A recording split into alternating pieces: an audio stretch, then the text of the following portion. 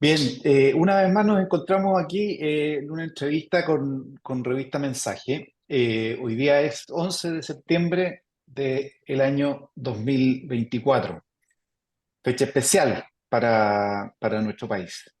Y tenemos hoy día con nosotros a tres personas que nos acompañan. Primero, Josefina Arauz, ella es licenciada y magíster en Historia y también investigadora en el Instituto de Estudios de la Sociedad y actualmente está haciendo un doctorado en Filosofía en la Universidad de los Andes. Y el año 2021 publicó un ensayo que se llama El pueblo olvidado, una crítica a la comprensión del populismo. Y ahora haciendo su tesis. Bienvenida, Josefina. Gracias, Juan Cristóbal. Hoy tenemos también con nosotros a Alfredo Yoñán, sociólogo, profesor de ciencias políticas en la Universidad Diego Portales, con un doctorado en ciencias políticas en la Universidad de París I. También es investigador en el Centro de Estudios de Conflicto y Cohesión Social, el COES, que es una empresa conjunta de varias universidades. Y también fue presidente de la Asociación Chilena de Ciencias Políticas, si no me equivoco, Alfredo. Bienvenido también. Y finalmente tenemos a Ignacio Walker, abogado, ciencista político también, investigador, académico, político. Fue presidente de la Democracia Cristiana entre el 2010 y el 2015, diputado de la República, 2 periodos por el Distrito 10, ministro de Relaciones Exteriores, senador por la región de Valparaíso, la circunscripción quinta.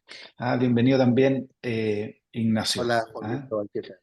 Gracias a todos por acompañarnos hoy día.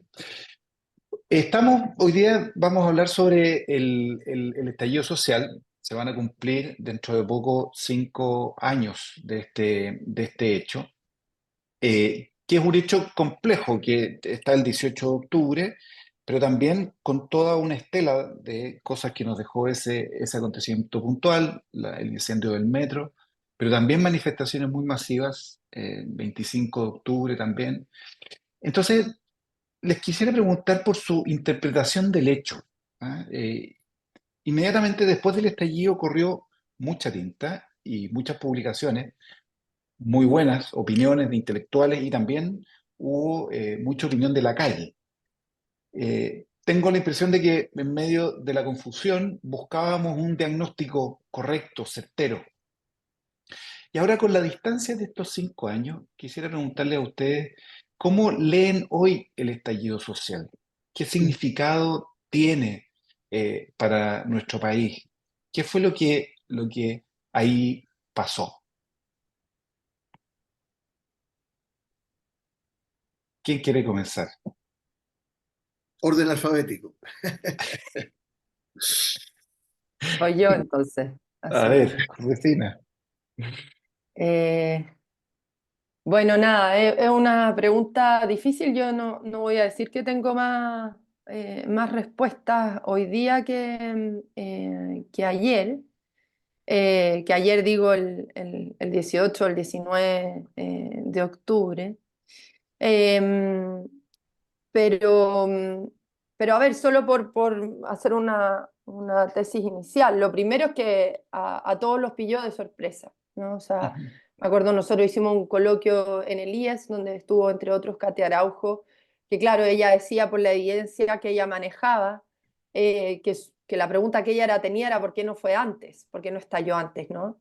Pero aún así evidencia que el estallido mismo fue una sorpresa. Porque algunos podrán haber dicho no iba a venir nada de esto, otros podrán haber dicho iba a venir antes o podría haber venido antes, pero nadie sabía que iba a venir así, ¿no? Y así es relevante el así, ¿no? Que iba a venir de esta manera, no solo el 18 de octubre, no solo a partir de lo que partió siendo, ¿cierto?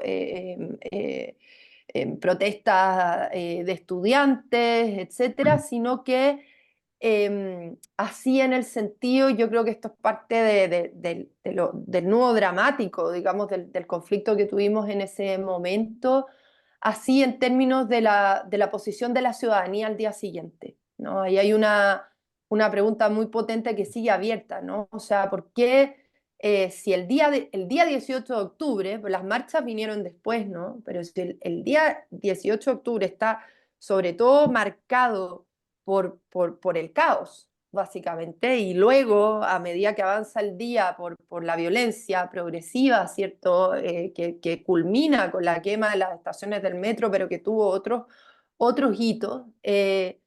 ¿Por qué las personas al día siguiente no salieron a pedir ellas, ¿cierto? O ese mismo día, a pedir ellas la reacción fuerte de orden, ¿cierto? De aseguramiento del orden por parte del gobierno. Las personas entrevistadas, yo me acuerdo las entrevistas afuera del metro de la gente caminando en masa con la ciudad paralizada diciendo esto ya basta, ¿no? Ya basta, fue demasiado. ¿Qué tipo de cosas se unieron? ¿No? Yo tengo una lectura menos, creo que acá Alfredo lo ha leído más, ¿cierto? Lo ha revisado más, esto lo ha estado tratando así muy detenidamente, pero yo discrepo de interpretaciones muy, no solo románticas, sino de que todo está como articulado en el estallido, ¿no? Y es solo la voz del enojo ciudadano, es que el enojo ciudadano estaba antes, ¿no? El malestar, si queremos usar el término del PNUD, estaba antes y no despertaba esta reacción. ¿Por qué ahí ese 18 de octubre, luego de ese estallido, ese día al menos, si cabe el término, las personas salieron a decir ya basta y no vengan acá, traigan todo lo que sea necesario y restablezcan el orden porque esto es el caos? Porque era el caos, ¿no? Algunos podrán decir, fue un día hermoso, algo así estaba diciendo ayer el diputado Winter. A mí me llama la atención que yo entiendo que lo puedan pensar de la marcha, ¿no? Las marchas que vinieron después, pero ese día no sé si es precisamente hermoso, puede ser impactante, puede ser potente, pero así como en términos de bello me sorprende, ¿no? Porque era un día sobre todo paralizante, ¿no? De mucha, sobre todo incertidumbre, yo diría. Esa pregunta está ahí abierta, ¿no? Y fue la que dejó a la política en la encrucijada, porque, bueno, la gente le estaba diciendo a la política, fue necesario esto para que ustedes reaccionen. Y eso es una tragedia. Y de ahí estamos, bueno, lidiando no solo con manifestaciones de violencia de ahí en adelante, ¿cierto? Sino con el problema de la legitimación de la violencia en el ámbito de la política, y creo que eso no pasa solo por sectores de la política que tuvieron una relación ambigua con ella, sino también porque en los hechos como que ella se hizo un lugar, la violencia, esos días se hizo un lugar, y como que si no hubiera sido por ella, la política no reaccionaba. Eso es una tragedia para nuestra política. Y cierro solo por decir una obviedad, pero creo que es bueno recordarlo tanto para los románticos como para los tentados de ver puro estallido delictual, como le han puesto. Insisto, es una obviedad, pero es bueno recordar que acá hubo violencia, saqueo, etcétera. Eh, pero había también un descontento justo, digamos, y legítimo de la ciudadanía. El descontento, digo, no me meto en la posición frente a la violencia, etcétera, pero una conjunción de demandas desoídas que están ahí a la espera. Y esa es parte también de nuestra tragedia.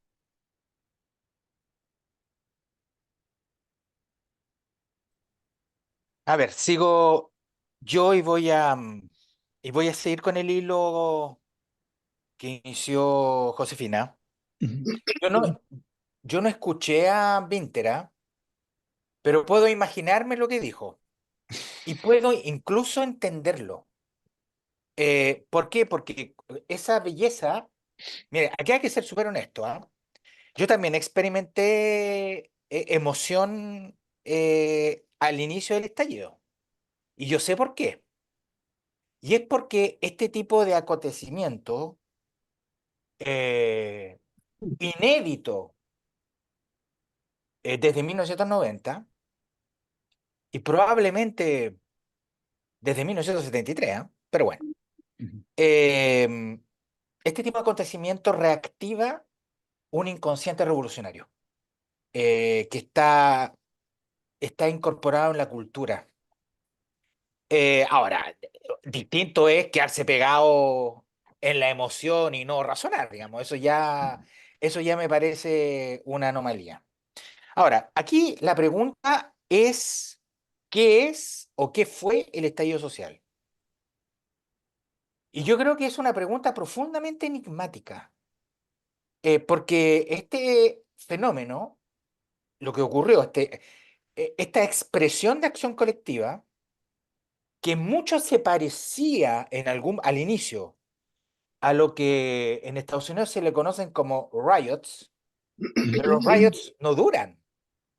Esto duró mucho rato. Por lo tanto, esto ya no fue un riot. Tampoco fue un movimiento social en constante actividad. Es mucho más complejo que eso. Y para responder a la pregunta de qué fue el estallido social, de lo cual he estado trabajando harto este último tiempo, voy a responder con 5 preguntas. Eh, para responder, yo creo que para responder a la pregunta hay que descomponer la pregunta en 5 interrogantes. En primer lugar, primera pregunta, ¿cómo nombrar al estallido social?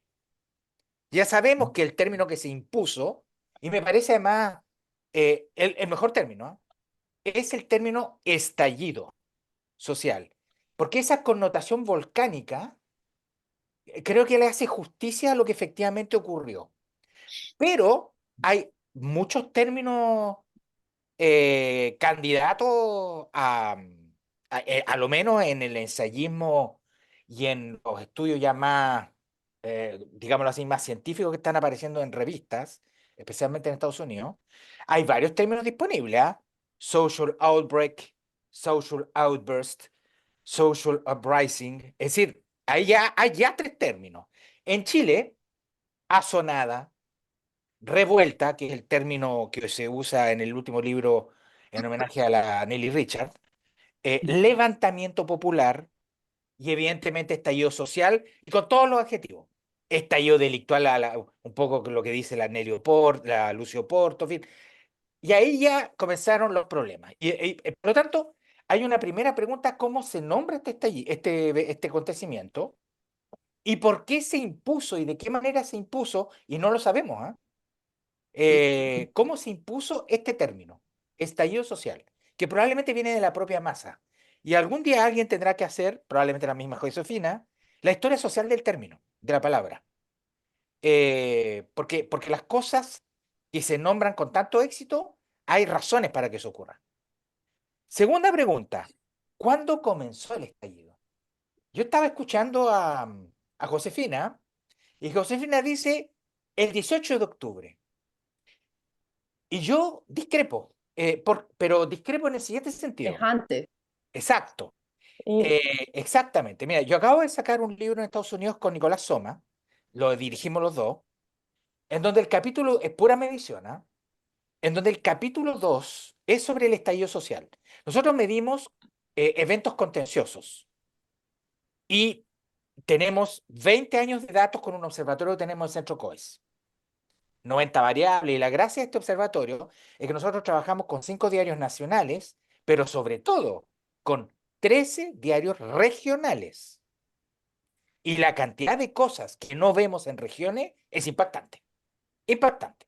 Y nosotros tenemos números tan publicados. Les puedo mandar el PDF si quieren. Nosotros tenemos números de que 3 días, porque nosotros tenemos registros diarios de los eventos contenciosos, 3 días antes del 18 ya habían aumentado registros de acontecimientos contenciosos, rompieron los promedios, y en donde el actor predominante no eran los estudiantes, eran los vecinos en todo Chile.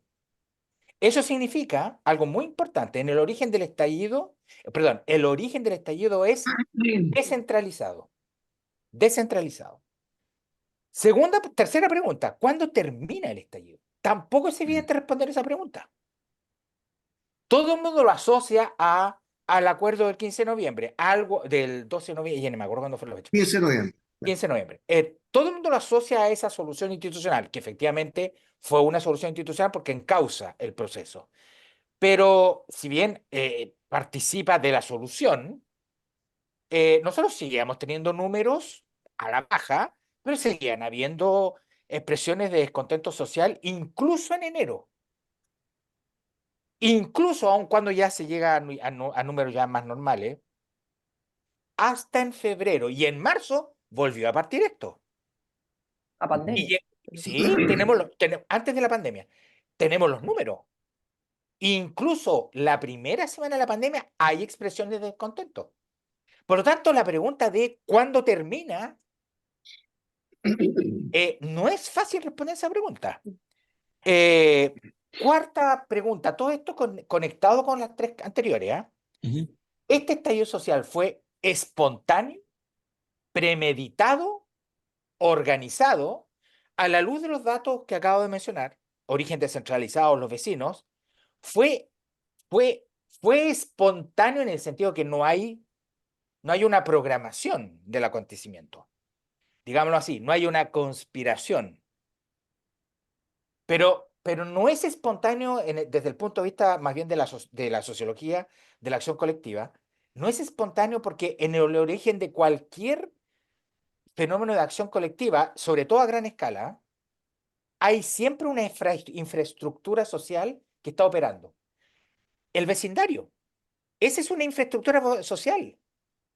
Ese es un elemento que le da organicidad, si ustedes prefieren.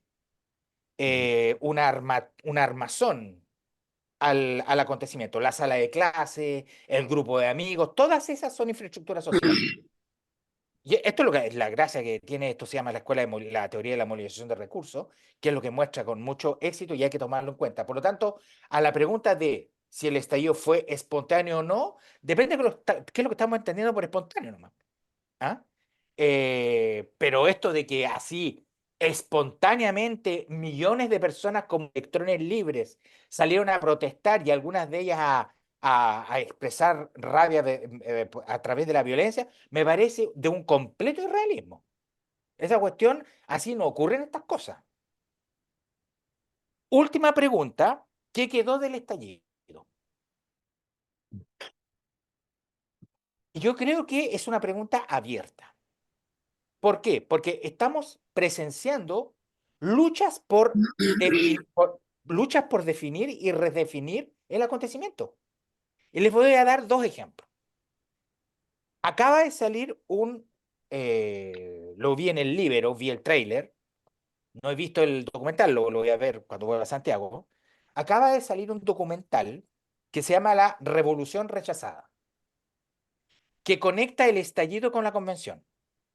Y en donde la tesis que ahí se sostiene es que ahí sí hubo premeditación. Yo estoy completamente seguro que esa cuestión es un delirio, pero da lo mismo, porque eso participa de la definición o de la redefinición de lo que ocurrió. Y ese documental rivaliza con otro, que ese sí que lo vi porque me invitaron al preestreno, sale en cines en Santiago el 7 de noviembre, muy buen documental, y se llama Oasis. Ese documental fue realizado por el colectivo MAFI. Ese colectivo ya ha hecho documentales previamente, no es nuevo, son caros jóvenes, pero ya tienen a su espalda obra Ujú. documental. Y en Oasis documental parte no con la imagen, ni con el audio, parte con la frase que pronunció fatal, además, el Mira, presidente Piñera días previos, digamos. Y ahí hay otra interpretación del estallido. Y esa interpretación y de la convención, al mismo tiempo, porque yo creo que tenemos que también que aprender a conectar ambas cosas. em, Ahí primero hay una interpretación en clave medioambientalista.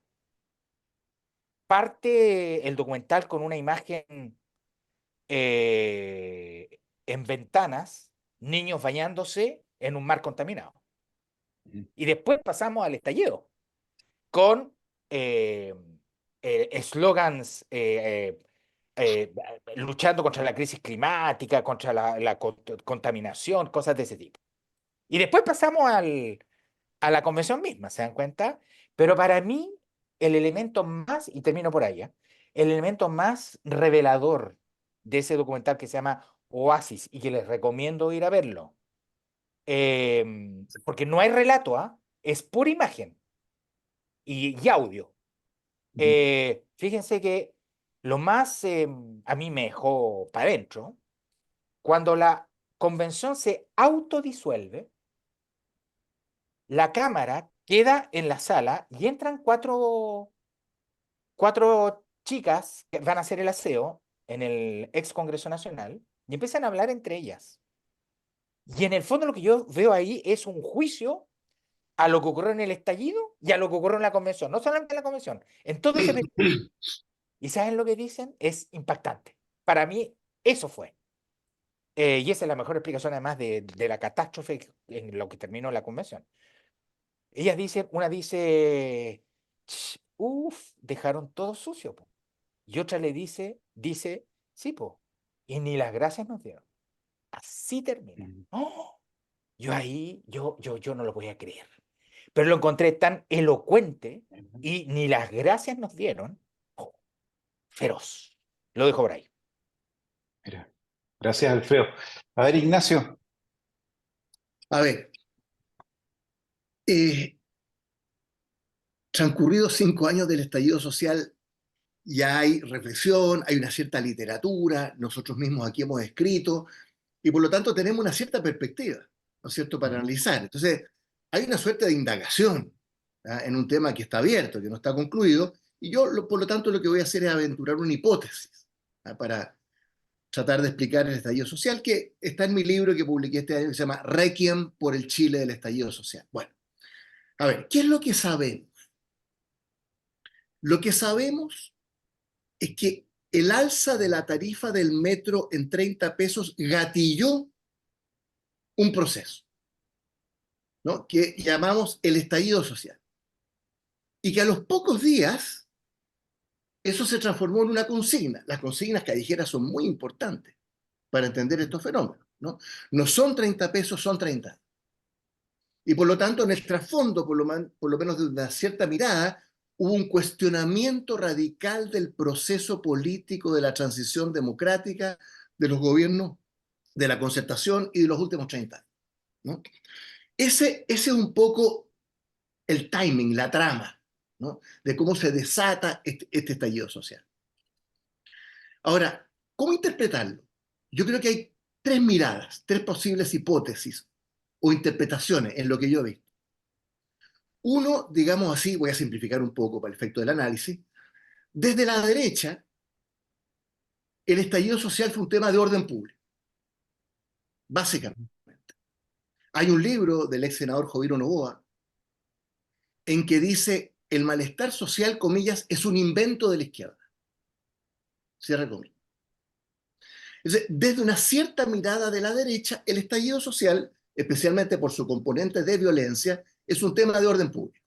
Y ahí está la presión que recibió el presidente Sebastián Piñera el 12, 13, 14 de noviembre, antes de la firma el 15 de noviembre del Acuerdo por la Paz Social y la nueva Constitución, la presión desde sectores de la derecha de sacar los militares a la calle, declarar el estado de sitio. O sea, hay un sector en la derecha que considera que eso fue un tema de orden y que lo importante era la mano firme del Estado. Esa es una interpretación.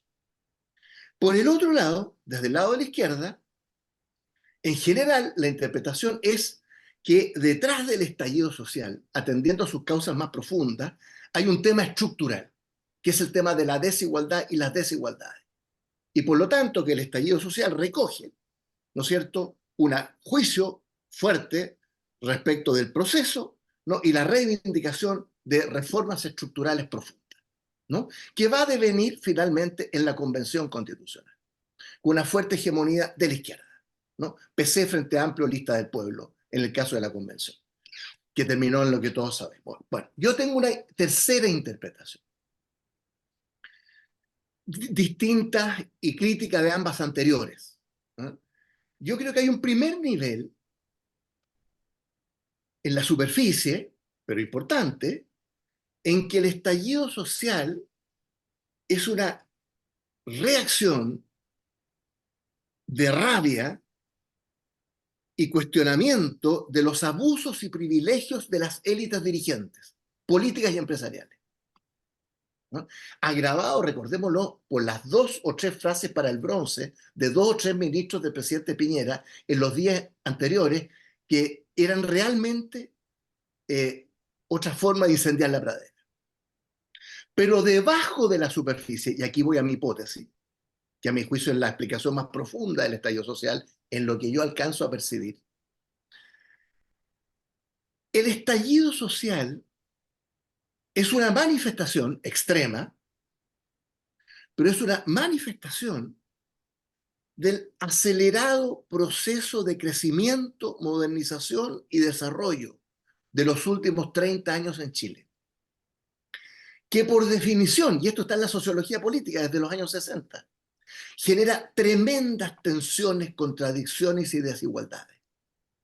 La tesis de Samuel Huntington en 1968, en su estupendo libro El orden político en la sociedad en cambio, en que él dice la modernización es en sí misma,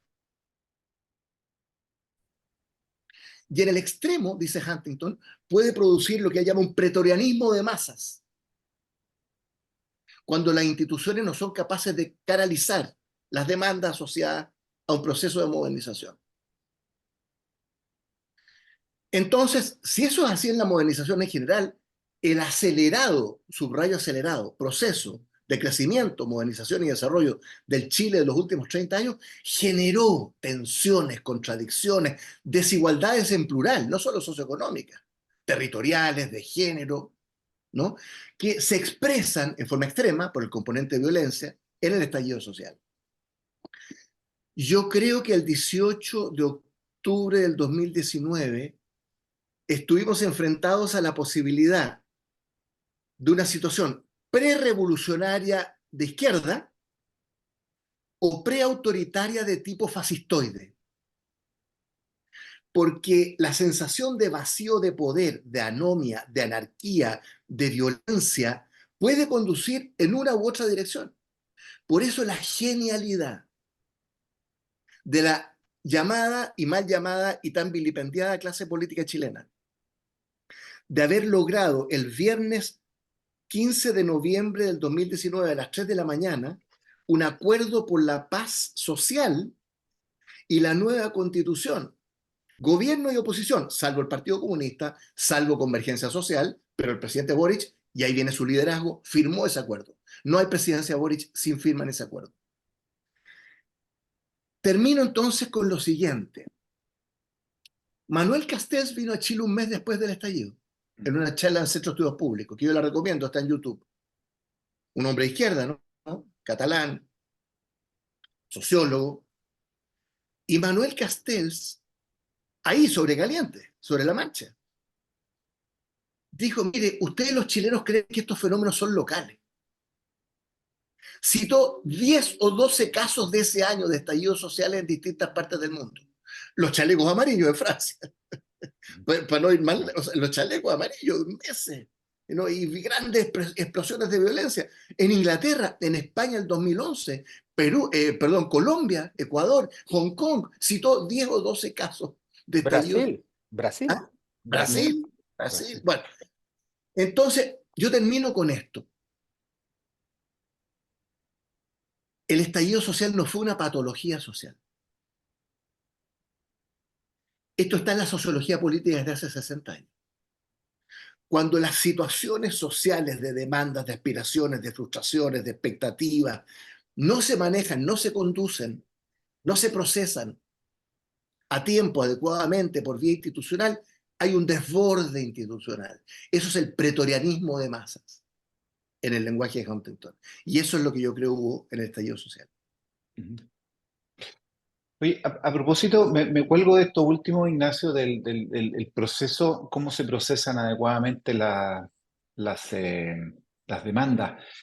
Porque, a ver, el estallido social puso sobre la palestra muchísimas demandas sociales, pero al mismo tiempo hace ver un quiebre aparentemente entre la relación de la ciudadanía con las instituciones, que era y que creo que todavía es en cierto sentido un capital importante de Chile. Pero se visibilizaron también movimientos sociales como intérpretes de las demandas. Ahora, el PNUD muestra en su último informe que hay discrepancia entre estos actores a la hora de priorizar esas necesidades de la ciudadanía, los movimientos sociales, las élites, eh, y con diferencias importantes al interior de las élites. Entonces, la pregunta mía es, ¿cómo procesar hoy día esas demandas sociales que tenemos nosotros? Que siguen vigentes, muchas de ellas. ¿Qué pasos podemos dar? ¿Seguimos en el mismo orden? Como quieran, como quieran. Sí, claro, claro. Eh, Bueno, solo una cosa que agregar, yo estoy de acuerdo con todo lo dicho, pero aún así no está resuelto y no sabemos qué fue la parte violenta más articulada, o sea, de la quema del metro. O sea, hay a propósito de la idea de enigmático que subrayó Alfredo, llega hasta ese punto también, ¿no? No solo es enigmático respecto de las características de este, no sé, como de toda la manifestación ciudadana, por así decir, ¿cierto? Sino la parte de la violencia, que uno trata como hacer la separación en el análisis, pero resulta que estuvo todo bien, como mezclado en la realidad, ¿no? Las distinciones son analíticas, en la práctica se dieron bien entremezcladas, y por eso algunos se quedan más con una y otros se quedan más con otra, y los enigmas están también en esos lados. O sea, no se sabe qué pasó ese día, y efectivamente la derecha presionada por orden público estaba muy mal que solo presionara por orden público y creyera que ese era el único problema, pero era un problema efectivo y real, ¿no? O sea, han ido apareciendo crónicas, ¿cierto? Y por lo visto la moneda estuvo al límite de ser asediada, digamos, ¿no? O sea, el Ujú, enfrentamiento era real, y el problema del orden fue un problema real también, ¿no? ujú, Y el Estado estuvo en ese sentido también desbordado, que es parte de las deudas que tiene hoy día. O sea, hoy día el Estado, la política sigue sin haber dado respuesta a las partes de las demandas, por así sociales, pero también está teniendo problemas para asegurar el orden público, que hoy es otra demanda social más de la ciudadanía, que cierta parte de la política se demoró en entender, ¿no? Y respecto a esta pregunta, claro, ¿cómo procesar? Es parte de la tragedia que tenemos, porque además fracasamos dos veces en los procesos constituyentes. O sea, uno podrá decir, bueno, fue un aprendizaje igual, no es oportunidad perdida, la gente... Ayer estuve conversando con Matías Barkstedt por el último ELSOC, Alfredo fue para IES, y estuvimos conversando ahí, y él decía, bueno, hay una revalorización del voto. La ciudadanía en estos años ha vuelto a tomar conciencia del valor de su voto, ha ganado, han habido resultados con mayorías donde las personas sienten que su voto es incidente, ¿cierto? Eso tiene ventaja, en fin, hay ganancias, pero obviamente en términos de la política ella fracasó en la vía. No era la única alternativa, ¿no? No estábamos destinados al camino constitucional, pudo ser otro, pero ese fue el que se ofreció, se podrá analizar en ujú. su mérito, pero esa fue la vía que se ofreció, y se fracasó en ella no una, dos veces. Y los fracasos son más, porque también se fracasó en el diagnóstico. El gobierno de Piñera es el que estaba en el poder cuando llega el estallido, que de hecho es interesante la pregunta de si acaso sin un gobierno de derecha se habría dado el estallido o no. Es una pregunta también interesante, por lo que simboliza también, lo que simbolizaba en ese momento.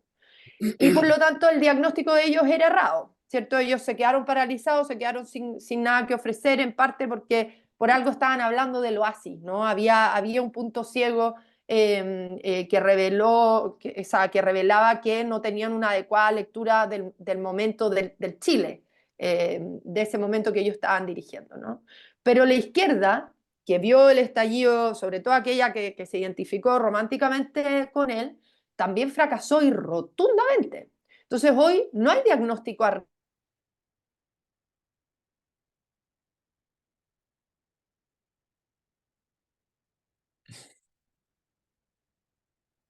del informe del PNUD.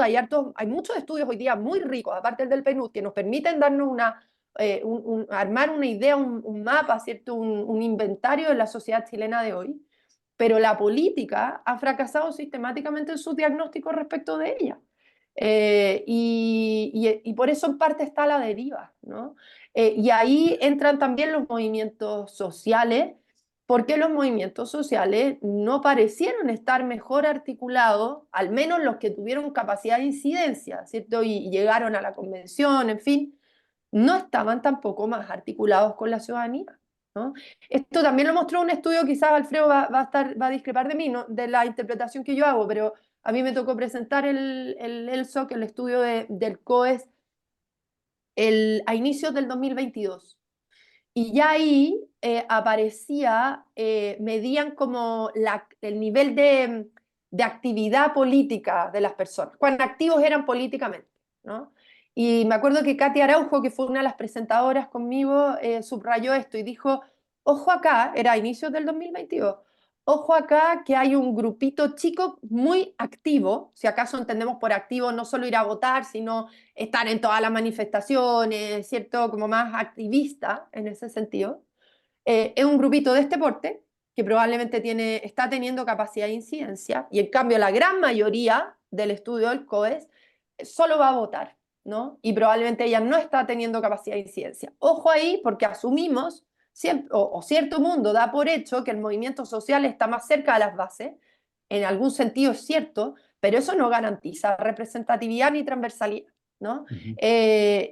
Y me parece que las cosas que pasaron en la convención, y un poco eso también lo muestra el PNUD, quedaron confirmados, ¿no? Y en parte porque hay una gran ciudadanía que creo que es la que se manifiesta la primera elección con voto obligatorio, que fue la del 4 de septiembre, que es una masa de votantes nueva que no estaba votando antes, que desordena todo el panorama, eh, que como que no está en ningún lado. ¿Dónde están esas personas? ¿No? ¿Dónde están hoy día las grandes mayorías si no están en los partidos, no necesariamente están vinculadas a los movimientos sociales, no están en los sindicatos?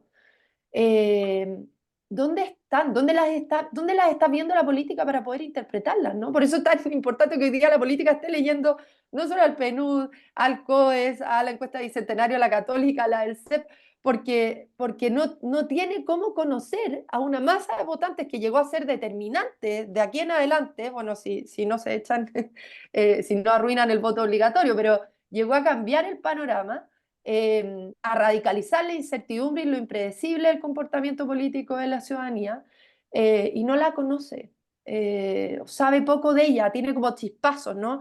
Y por eso creo que se produce esta dinámica patológica tan clientelar, tan instrumental, tan transaccional en la política, ¿no? De como no tengo idea dónde está, ni qué engancho con ella, como sea, ¿no?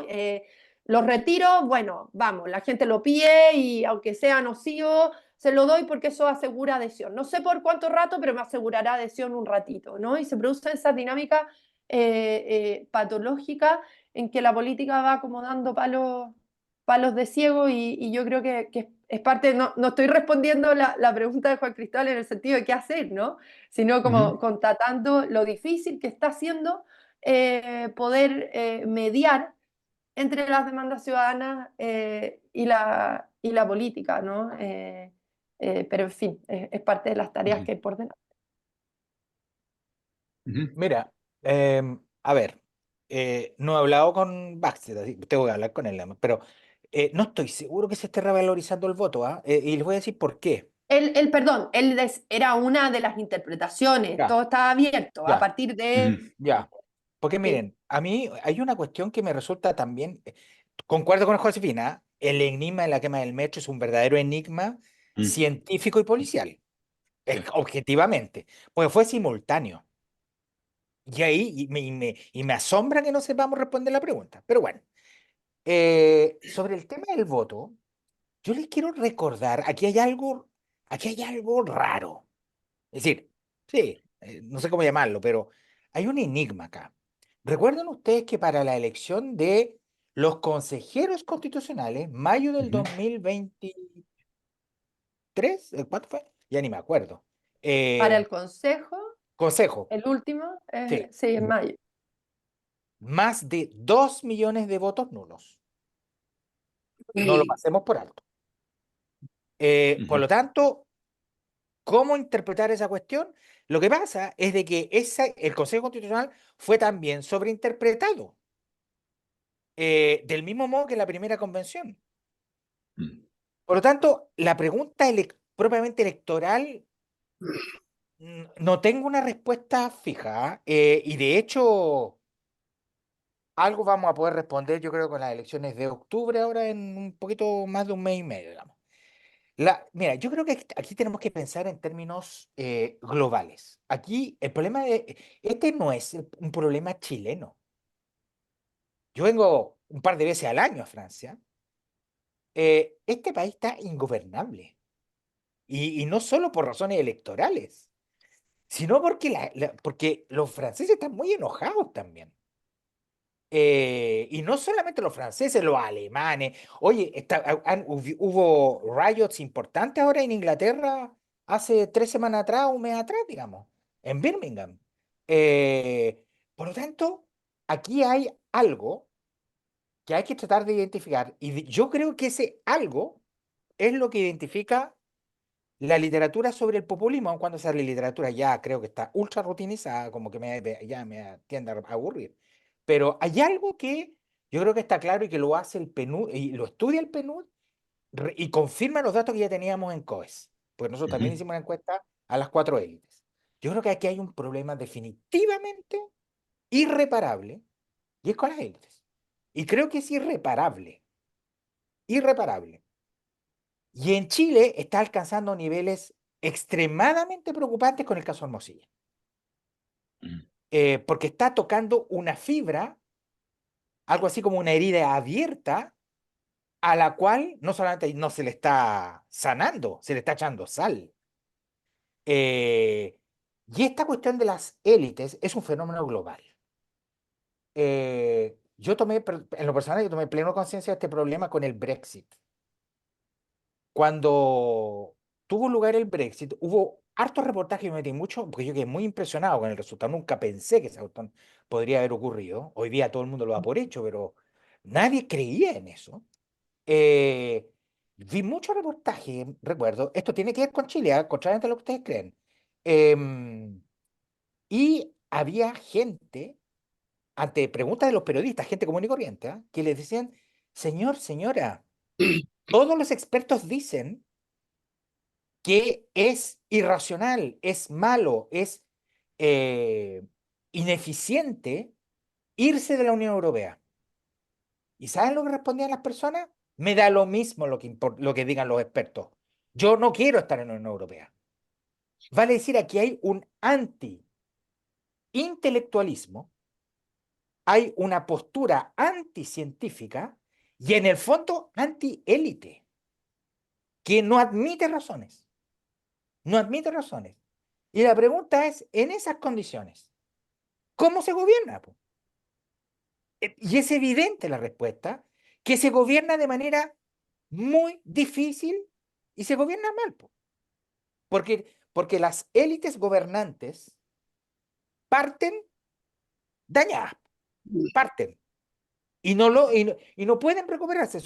Estaba leyendo ayer un paper de estos muy típico de ciencia política. Son muy pocos los gobernantes en el mundo que tienen 50% de popularidad en cualquier lugar del mandato, ¿ah? Muy pocos. Un gobernante que termina su mandato sea primer ministro o presidente, ¿ah? Que termina su mandato con el 45% de los votos de popularidad, créame que se dé con una piedra en el pecho, ¿ah? Eso ya nos está reflejando un asunto mucho más de fondo. Y lo último, yo creo que Chile está experimentando, junto a su crisis de las élites, al igual que todo el mundo, Chile está experimentando un fenómeno que todos los países también lo están viviendo, que es un fenómeno ya a esta altura no es tan nuevo, pero ya llegó a niveles muy inquietantes, lo que ya en la literatura se le conoce como policrisis. Los países, todos, y los estados, están enfrentando varias crisis simultáneas, que se suman a crisis locales. La crisis climática, la crisis energética, la crisis inflacionaria, la crisis de seguridad. El problema de la seguridad está en todas partes, en todas partes. Vale decir de que estamos habitando sociedades en donde lo que está, yo ahora estoy leyendo el último libro de Michael Albert, es un gallo bien interesante, que hay toda una literatura nueva, 10 años más o menos, que se conoce como Estudios del Futuro. Eh, y el último libro de Michael Albert salió hace un mes, es un escocés. Se llama Navigating the Polycrisis, navegando en la policrisis. Y la navegación es a ciegas, a ciegas. Eh, Mire, Ignacio le va a hacer sentido, digamos. Yo durante mucho tiempo fui muy nostálgico del antiguo Odeplan, que miraba largo, que creo que es un poco lo que nos falta a todos los países, ¿ah? Chuta, y no estoy seguro que esa cuestión sea posible, po. Es decir, esto de analizar un país a 20 años plazo, ¿cómo va a ser Chile en 20 años más? No tengo idea. Porque estamos viendo policrisis y vivir en policrisis es gobernar en policrisis. Y es muy difícil. Se nos sumó ahora una crisis local. Ignacio, Dos comentarios. Uno sobre el tema violencia y orden y todo aquello que por supuesto está en el centro también del estallido social y que cuesta mucho desentrañarlo. Y otro sobre el tema de la representación, ¿no? Y la brecha entre las élites y la gente. A ver, sobre el tema de la violencia, uno de los capítulos en mi libro, este Requiem por el Chile del estallido social, el título es Una falla geológica del Estado. O sea, este más que un tema de régimen político, democracia, instituciones, presidencia, parlamento, etcétera, este es un tema del Estado. Desde hace unos 10, 15, 20 años, eh, al Estado en Chile se le han disputado territorios que significan que el Estado va perdiendo el monopolio de la fuerza, en la vieja expresión de Max Weber, porque eso es el Estado sociológicamente, ¿no? El monopolio de la fuerza en favor de la privatización de la violencia. Eso es lo que estamos viviendo en Chile en los últimos 10, 15 años. Una privatización de la violencia, que está en la delincuencia común, el micro y el narcotráfico, el crimen organizado transnacional, la violencia en la Araucanía, y la expresión de violencia del estallido social es parte de esta realidad. O sea, imagínense lo que significa eso. La razón de ser del Estado moderno, desde Thomas Hobbes en el siglo XVII en adelante, el Leviatán, que es proveer de seguridad a las personas, para eso existe el Estado-Nación moderno desde hace 3 siglos.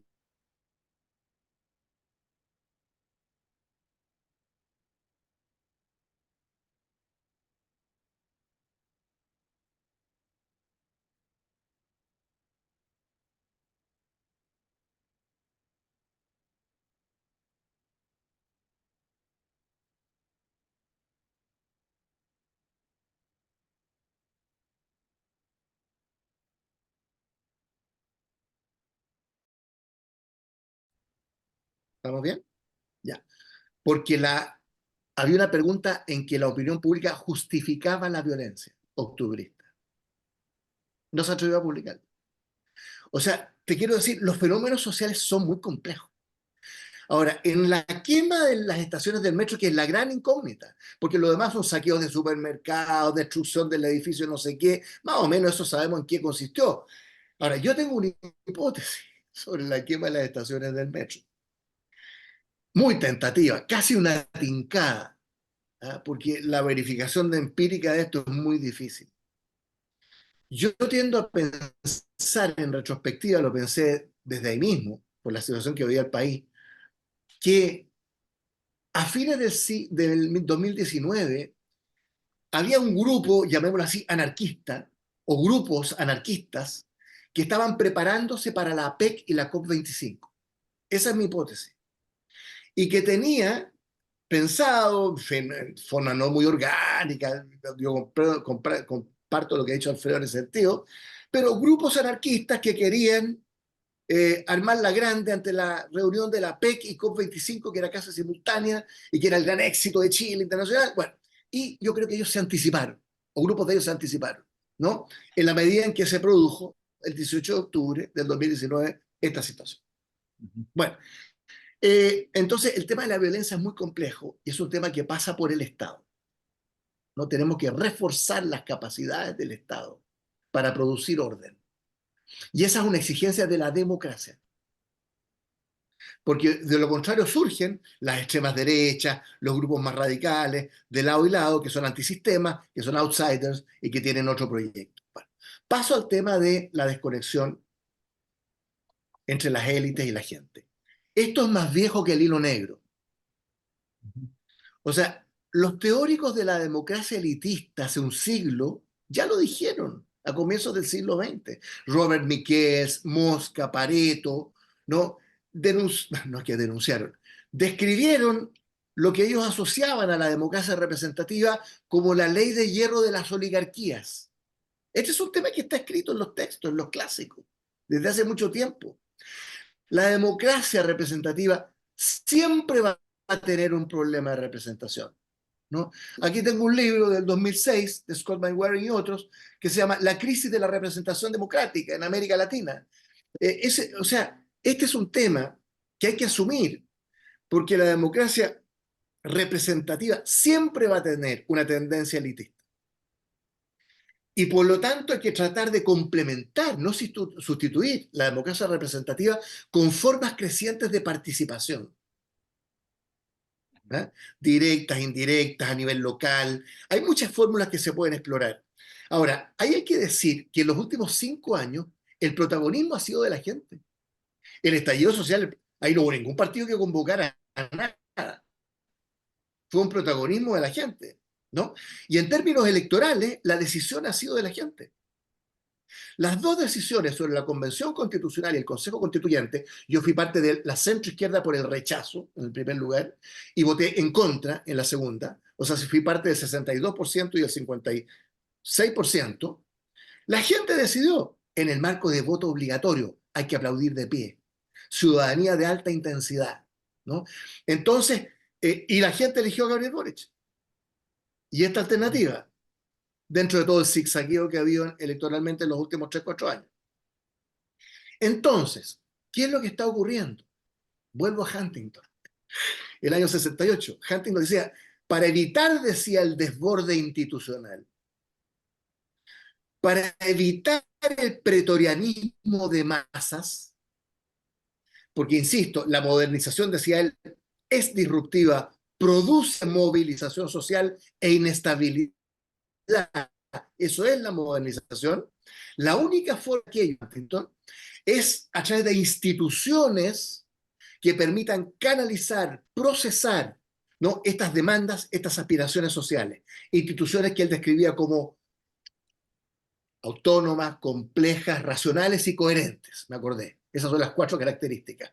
Entonces, por eso Chile echó mano el 15 de noviembre del 2019 a lo que es su historia, a los recursos históricos, políticos, institucionales que surgen de nuestra cultura política y logró canalizar esta demanda por la vía institucional y logró politizar a la sociedad chilena. Mira, hay muchas cosas que son lamentables de la Convención Constitucional, pero gran politización de la sociedad chilena. Yo creo que eso lo anoto en la columna del haber, no del debe.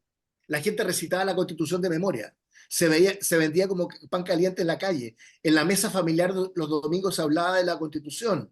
O sea, ese momento de politización que significa preguntarse no solo por el tipo de constitución que queremos, el tipo de sociedad, fue positivo, ¿no? ¿Y qué optó la gente? Porque la gente es muy sabia, muy sabia. La gente optó por la constitución actual. Miren qué radical, qué impresionante. Se intentó una fórmula partisana y refundacional de la izquierda dura, PC, Frente Amplio y Lista del Pueblo, que fracasó. Se intentó una involución conservadora del Partido Republicano en el Consejo Constituyente y fracasó. Y la Constitución decía que la alternativa a aquello no es la Constitución del 80, es la Constitución actual. Por lo tanto, se dotó de legitimidad a la Constitución actual, que ha sido reformada 70 veces en los últimos 35 años. Hay un estudio de Gonzalo García que demuestra que el 80% del texto de esta Constitución ha sido dictado después del 89. Ese tema para mí está resuelto y termino con esto. significa eso? Que el camino de la democracia es la reforma, el reformismo, no la revolución, como estuvo en ciernes después del estallido social, no la refundación, como estuvo explícita en la Convención Constitucional, no la involución, como fue el proyecto conservador del Partido Republicano. La democracia es la reforma, el reformismo, que es un camino gradual, tedioso, complejo, ¿no? Y Chile tiene recursos históricos, políticos, institucionales, a pesar de todo, ¿no? Para tratar de sortear esos desafíos. Yo creo que ahí estamos. Ujú.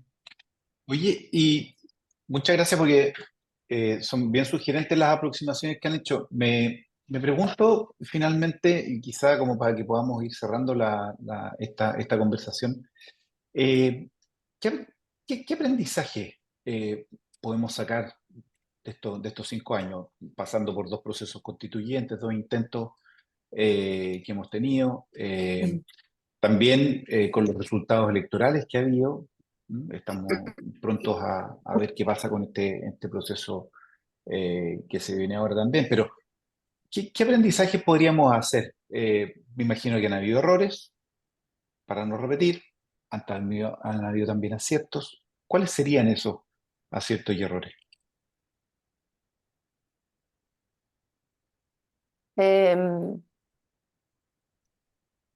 a ver, lecciones, no sé si presentarlas como ciertos errores necesariamente, pero lecciones, em, una, yo me he vuelto fan del voto obligatorio y voy a volver a Ujú, decirlo.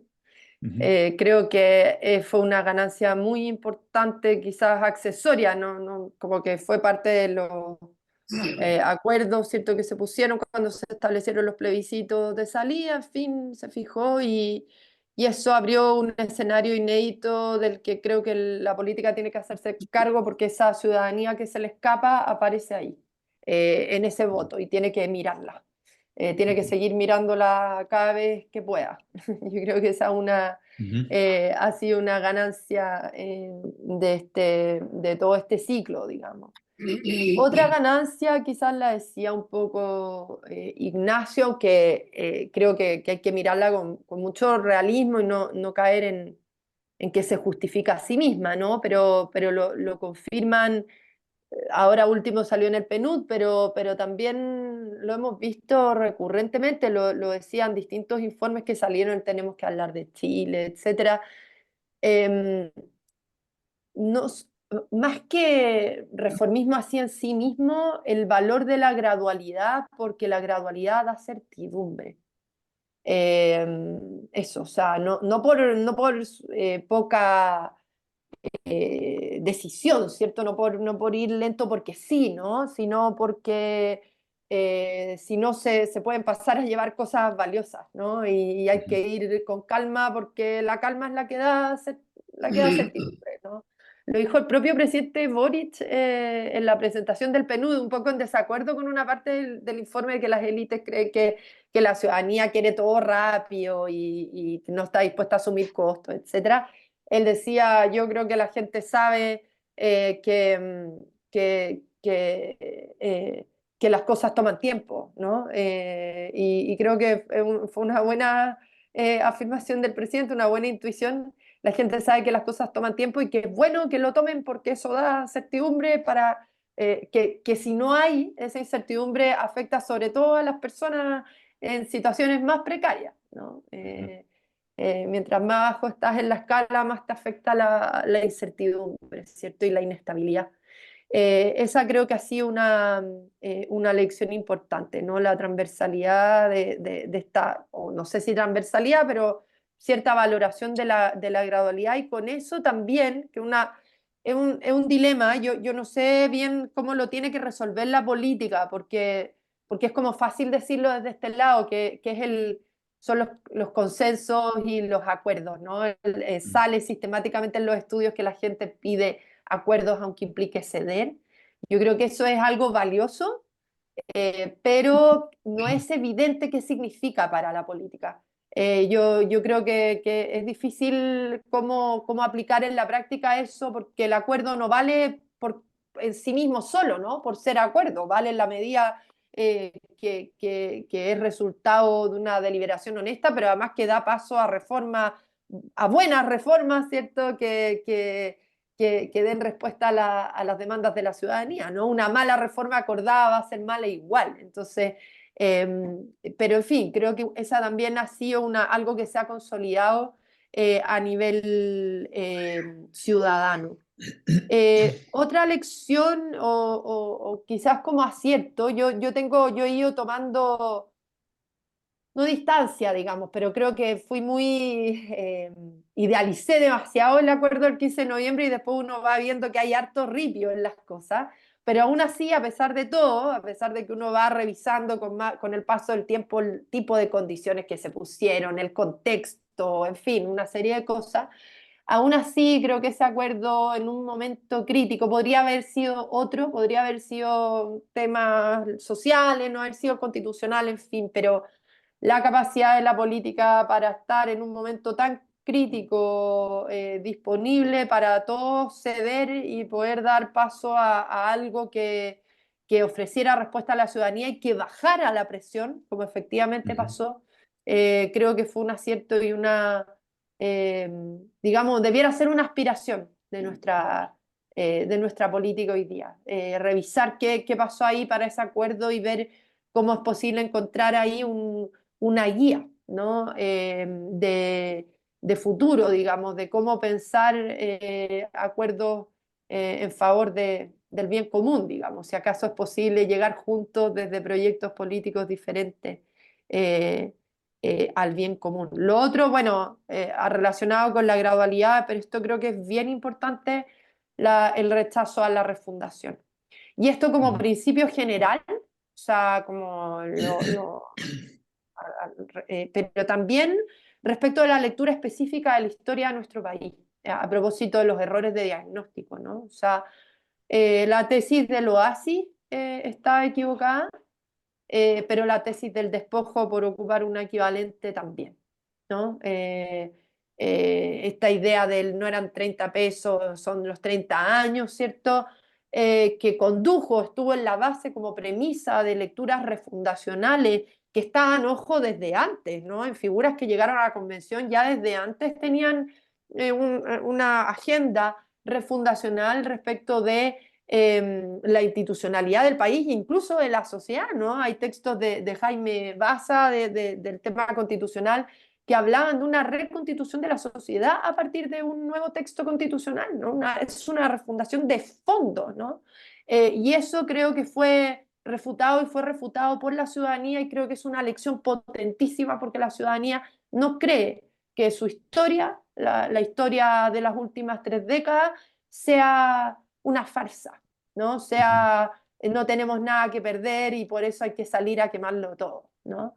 Esa fue una muy, muy mala interpretación de las demandas de la ciudadanía, ¿no? Que tenían mucho más que ver con el abuso, el desprecio, la incertidumbre, la falta de apoyo, cierto, institucional, también de red social, en fin, en todo orden, para guardar, proteger, dar continuidad generacional, ¿cierto?, a las cosas que se han logrado con esfuerzo.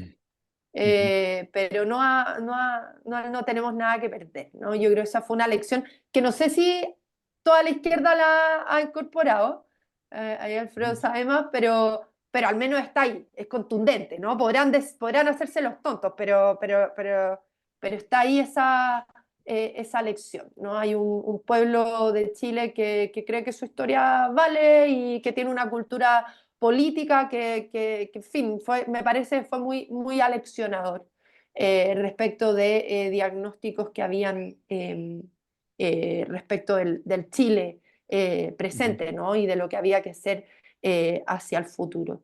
Y lo último, con esto cierro, seguro se van a ir ocurriendo más cosas, pero espero que las derrotas sucesivas, pero no estoy tan convencida, hayan sido lecciones de humildad. Esto un poco está más como en el plano de las disposiciones que de lecciones así más de otro orden, pero creo que es importante la humildad en política, es una virtud. Ujú. sobre todo en tiempos enigmáticos como los nuestros. Lo que Ujú. decía Alfredo, ¿cierto? De policrisis, de procesos que no sabemos desentrañar bien, de distancia entre la política y la sociedad que hace que la política esté un poco desorientada respecto de lo que quiere la ciudadanía, respecto de cómo responder a las demandas de la ciudadanía, etcétera. Eso requiere humildad. Y me parece o sea, espero que los procesos que tuvieron lugar hayan ayudado o hayan sido ocasión, digamos, de aprendizaje, espero, en esa virtud, sobre todo a aquellos que tienen el destino de nuestro país en sus manos. Ujú. Gracias, Josefina. Ya, Reflexiones. mira, ¿Sí? sí, mira, yo a las 3:25 tengo que salir lamentablemente porque Sí. tengo consejos, pero a ver, mira, antes de ir a las lecciones, quiero precisar algo que dijo Ignacio con razón, ¿ah? Da la impresión de, por eso que se está redefiniendo el estallido, ¿ah? Todas las encuestas mostraron en la época que el estallido tuvo un apoyo mayoritario en las encuestas de opinión. Las encuestas del CEP, Criteria, las tengo a la vista además. Eh, y efectivamente, hubo encuestas, y yo creo que circularon, Ignacio, ¿ah? Esa pregunta de apoyo a la violencia. Yo tengo el recuerdo de haber leído eso en una encuesta pública. ¿Ah? Efectivamente, hubo mucho apoyo popular en todo esto. Eso es así. Y hoy día hay como una gran amnesia sobre esto. Bueno. Mira, solo aprendizaje. Lamentablemente, Josefina, yo en esta cuestión de la humildad no creo. Yo no veo a élites humildes acá, para nada. Estaba recién leyendo el diario cómo se están destrozando por las acusaciones constitucionales. La élite parlamentaria es una vergüenza, pero ya realmente si se presenta una, ¿quién acusa a quién? Vamos todos, vamos de a u. Oh, no, todo esto un poco con afanes de protagonismo. Eso es de todo menos humildad, ¿cachai? Es decir, no es serio. Y yo creo que es consistente con lo que muestran los datos tanto del PNUD como los datos de la encuesta COES a las élites hace 3 años atrás, en donde la discrepancia, la brecha, salvo temas muy puntuales, entre élites y ciudadanía es enorme, digamos. Hay un efecto de posición por el solo hecho de formar parte de una élite que te lleva a vivir a esta altura, creo que eso es lo que ocurre, en una burbuja, en una burbuja, un microclima, que creo que es lo que le pasó también a la Convención y al Consejo Constitucional, ¿ah? Vivieron un microclima y cuando se dieron cuenta era demasiado tarde. Bueno, por lo tanto, humildad yo en esto lamentablemente no creo. Lo que sí creo, efectivamente, es que yo creo que aquí hay una revalorización por la vía de una revalorización del gradualismo. Siempre, pero es condicional. Siempre y cuando eh, los gobernantes gradualistas estén permanentemente protegiendo a la población más vulnerable. Si la población más vulnerable no se siente protegida en el sentido amplio del término, ¿eh?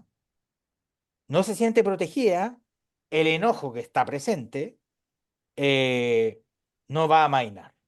Por lo tanto, gradualismo sí, siempre y cuando sea genuino, real, que se materialice en políticas públicas, cosas de ese tipo, pero además con un permanente afán de proteger a los más débiles. Y el problema es que las élites se disputan esto.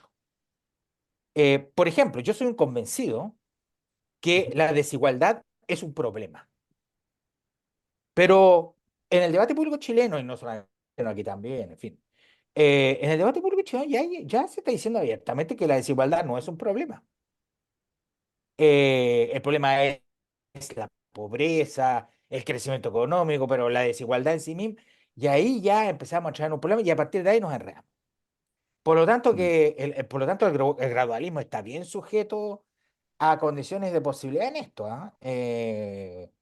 Y no siempre esas condiciones de posibilidad se van a producir lamentablemente. Es más, tercer elemento, yo noto que conspira en contra del gradualismo la ideologización de las élites, de todas, en donde las élites económicas, lo que son las élites simbólicas, que son las intelectuales, en fin, y las Ujú. élites evidentemente políticas, sobre todo las políticas en este caso, le empiezan a hablar constantemente a nichos de personas y no a la población, y no a todo un pueblo. ¿Por qué? Porque esas élites ideologizadas creen que su público ideologizado es algo así como una vanguardia de la población que va camino a ser ideologizada también, digamos.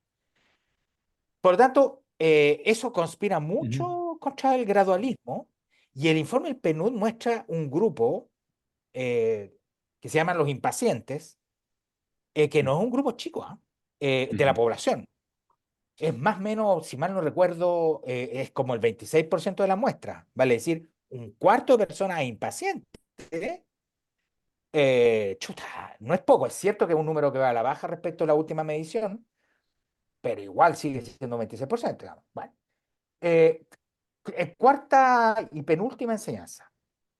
Yo creo que, y aquí sí que es una enseñanza en serio, digamos. Yo también tengo, es decir, le tengo admiración al acuerdo del 15 de noviembre, pero también tengo reparos. ¿Por qué? Porque, y no solamente al acuerdo, de lo que sigo después, aquí hubo un problema de diseño de reformas institucionales importantes. A mí, francamente, me parece bien insólito partir un proceso constituyente con voto voluntario y terminar con voto obligatorio. Es decir, esa cuestión es una incoherencia completa. Es como haber hecho un proceso, haber partido un proceso constituyente con una parte del pueblo y terminar con todo el pueblo. Una cuestión así, un pueblo electoral, digo. Ahí hay un problema de diseño, de armonía.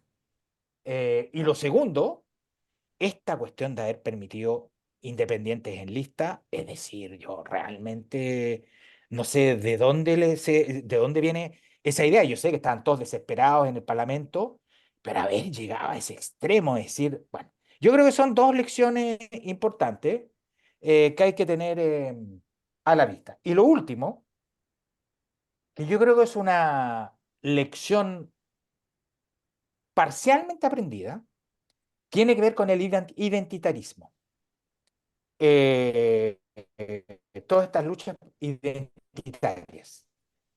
Yo creo que ese identitarismo efectivamente se debilitó, pero se refuerza por otro lado, y que ya no es el identitarismo de las minorías, digamos, de minorías étnicas, sexuales o lo que fuese. No, yo creo que hay un gran afán persistente en el mundo político de hacer de las identidades un motor de chauvinismo político y partidario. La izquierda necesita ser izquierda y hablarle a la izquierda. La derecha tiene que ser genuinamente de derecha y no arrodillarse ante la izquierda, que es el discurso republicano. Esa cuestión es de nuevo el identitarismo en otro sentido. Y yo creo que esa cuestión sigue presente y enreda el globalismo. A ver, Ignacio. Perdón, yo debo Brevemente, partir. porque la Josefina y Sí, Alfredo se la tienen que ir. Josefina Sí, tiene que ir. yo me Bien, tengo que ir, mil perdones. Josefina, desconéctate, Siento no te mucho preocupes. salir. Ahora te puedo Tranquila. pelar Un tranquila. abrazo. Eso. Claro, que estés muy bien. Chao. Chao, Ya. gracias, Josefina. Dale, Oye, Ignacio. mira, yo, yo me alegro mucho de que el gran consenso de nosotros tres, desde el punto de vista de las lecciones y aprendizajes de los últimos 5 años, pero con el trasfondo de los 30 años, sea afirmar con mucha claridad de que el gradualismo es un atributo muy importante de la democracia. Yo creo que esa es tal vez la principal lección de todo esto. Es decir, que la democracia representativa, constitucional, deliberativa, como queramos llamarla, supone un método, que es la reforma, lo que yo llamo el reformismo, pero un reformismo gradualista y en términos de Albert Hirschman, uno de los grandes cientistas sociales de la segunda mitad del siglo XX, un reformismo gradualista posibilista. Hirschman era un gran partidario del cambio social, un tipo que combatió al nazismo en Alemania, al fascismo en Italia, al franquismo en España, los combatió en las trincheras, no en los libros, y que después en Estados Unidos fue acusado de comunista en plena época del macartismo, un hombre partidario del cambio social, muy conocedor de América Latina, con muchos amigos, Fernando Enrique Cardoso, en fin, de todos los amigos, Alejandro Foxley. Y Hirschman, su aprendizaje después de 50 años de América Latina, es que el cambio en democracia para que sea efectivo, para que sea perdurable, para que sea eficaz, ¿no? Supone este reformismo posibilista y gradualista, ¿no? Que es más lento, que es más tedioso, pero que supone, muy importante, que no hay atajos en el camino al desarrollo.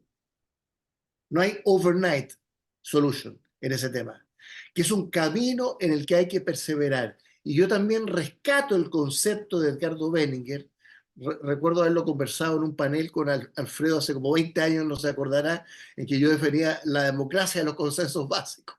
Y la democracia consensual, y Alfredo me decía, pero ese concepto no existe, me decía, en la ciencia política.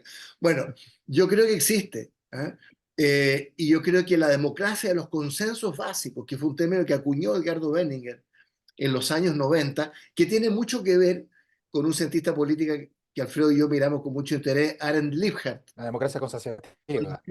La democracia, exactamente, bajo la experiencia de los Países Bajos, de Bélgica, del conflicto étnico, geográfico, pero religioso, pero también político, en que no basta con una simple mayoría para hacer los cambios y para gobernar. Entonces, democracia consociativa, democracia de los consensos básicos, reformismo posibilista y gradualista, para mí son todos sinónimos. ¿Ah? Ahora, esto tiene que posibilitar los cambios, no frenarlos. Esto no es una defensa del statu quo, ¿no? Pero es sí una reflexión acerca de cómo se producen, cómo se introducen los cambios, cómo se canalizan, cómo se procesan, ¿no? De una manera más virtuosa. Y termino con lo siguiente. El talón de Aquiles del proceso político chileno hoy día es nuestro subdesarrollo político, que se expresa en el sistema político, y en el sistema de partido, y en el sistema electoral. Aníbal Pinto, termino con esto, en ese gran libro del año 59, Chile, un caso de desarrollo frustrado, decía que Chile era un caso de un desarrollo político, porque había logrado mucha sofisticación en términos de las instituciones, del parlamento, de los partidos, para la columna vertebral del sistema político, los llamó Manuel Antonio Garretón, había un desarrollo político muy interesante, pero había un subdesarrollo económico. Ese es el caso de desarrollo frustrado de Chile del siglo XX. Hoy día nos pasa al revés. Hay una perspectiva de desarrollo económico, que íbamos como avión, se interrumpió en los últimos 10 años, pero hay un subdesarrollo político. No hemos tomado en serio las falencias que hay en el sistema político chileno, ¿no? Que es un sistema político que no tiene la capacidad institucional para hacer todo esto que estamos conversando. Y termino con esto. Yo quisiera cambio en el sistema político, pero estamos a años de luz de eso. Por ejemplo, un presidente de la República que sea jefe de Estado, un primer ministro que sea jefe de gobierno. Llámenlo como quieran ese sistema, pero eso permitiría articular las mayorías, flexibilidad del sistema, que cada crisis política no sea una crisis del sistema. Bueno, pero eso es para mis nietos, porque el único consenso que existió en la Convención Constitucional, desde Marcos Barraza hasta la Marcela Cubillo, es que el presidencialismo no se toca, no se toca, porque es un mito fundacional que está ahí como la cordillera de los Andes. Así que no me hago ninguna expectativa. Pero entonces, por lo menos, hagamos la reforma electoral. Si no se puede gobernar con 22 partidos en el Parlamento, Entonces, el desafío hacia el futuro, con esto termino, es la gobernabilidad democrática. Y Chile es ingobernable con 22 partidos en el Parlamento. Es imposible para cualquier gobierno articular mayoría o introducir acuerdos. Bueno, y para eso hay dos formas de hacerlo, si esto está en todo. Uno, la barra 5%, que está en Nueva Zelanda, puede ser. Fíjense que en Alemania hay 45 partidos políticos, además un Estado federal, pero hay 6 partidos en el Parlamento, con la barrera del 5%. No es que dejen de existir los partidos, no tienen representación parlamentaria.